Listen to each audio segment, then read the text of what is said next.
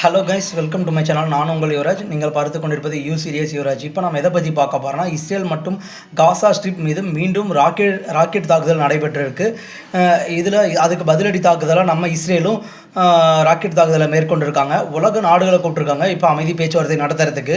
இது ஒரு நியூஸுங்க. ஃபஸ்ட்டு ரெண்டாவது நியூஸ் எதை பற்றி பார்க்க போகிறோம், பார்லிமெண்ட் ஆஃப் இந்தியா கூட்டத்தொடரில் பாதுகாப்பு மற்றும் பொருளாதாரம் அப்புறமேட்டு ரீசெண்டாக கொடுத்த பட்ஜெட்டை பற்றி மிகப்பெரிய அளவில் டிஸ்கஸ் பண்ணியிருக்காங்க. அது ஒன்றுங்க. வானிலை அறிக்கை என்னென்னு பார்த்தோன்னா, இன்றைக்கி ஒரு சில இடத்துல மழைக்கான வாய்ப்பு இருக்கிற மாதிரி சொல்லியிருக்காங்க. அடுத்த வெள்ளி வந்து இன்றைக்கி 10,000 ரூபாய் வரைக்கும் குறைஞ்சிருக்குன்ற மாதிரி சொல்லியிருக்காங்க. குறைஞ்சிருக்கு வெள்ளியோட விலை. அது ஒன்று. நாலாவது எதை பற்றி பார்க்க போகிறோம்னா, இஸ்ரேல் பிரதமர் பெஞ்சமின் நெதன்யாகுவோட ஆஃபீஸை இன்றைக்கி நம்ம ஈரான் ஆர்மி வந்து பயங்கரமான தாக்குதலில் ஈடுபட்டிருக்காங்க. தாக்குதல் அந்த ஆஃபீஸே கிட்டத்தட்ட தரமட்டமாக்குற அளவுக்கு பண்ணியிருக்காங்க. அப்புறமேட்டு ஈரான் வந்து ஒரு கொஸ்டின் பண்ணியிருக்காங்க, இஸ்ரேல் பிரதமர் பெஞ்சமின் நெதன்யாகு இருக்காங்களா இல்லையான்றதை கன்ஃபார்ம் பண்ண சொல்லியிருக்காங்க. ஏன்னா அவங்களோட ஆஃபீஸை அவரை குறி வச்சு தாக்கியிருக்க மாதிரி சொல்லியிருக்காங்க.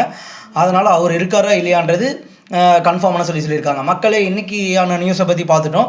நீங்கள் சொல்லுங்கள், இஸ்ரேல் பிரதமர் பெஞ்சமின் நெதன்யாகு தாக்குதல் நடக்கிறப்ப அங்கே இருந்தாரா இல்லையா, அவர் இப்போ உயிரோடு இருக்காரா இல்லையான்றதை கமெண்ட்டில் பதிவு பண்ணுங்கள். அடுத்த வீடியோவில் உங்களை சந்திக்கும் வரை உங்களிடமிருந்து விடைபெறுவது நான் உங்கள் யுவராஜ். நீங்கள் பார்த்து கொண்டிருப்பது யூ சீரியஸ் யுவராஜ். இது போன்ற டீட்டெயில்ஸுக்கு நம்ம சேனலை சப்ஸ்கிரைப் பண்ணி வச்சுக்கோங்க. அடுத்தடுத்த நியூஸ்க்கான அப்டேட் உங்கள் எல்லாத்துக்குமே ரீச் ஆகணும்னா நம்ம சேனல் சப்ஸ்கிரைப் பண்ணி லைவில் இருங்க.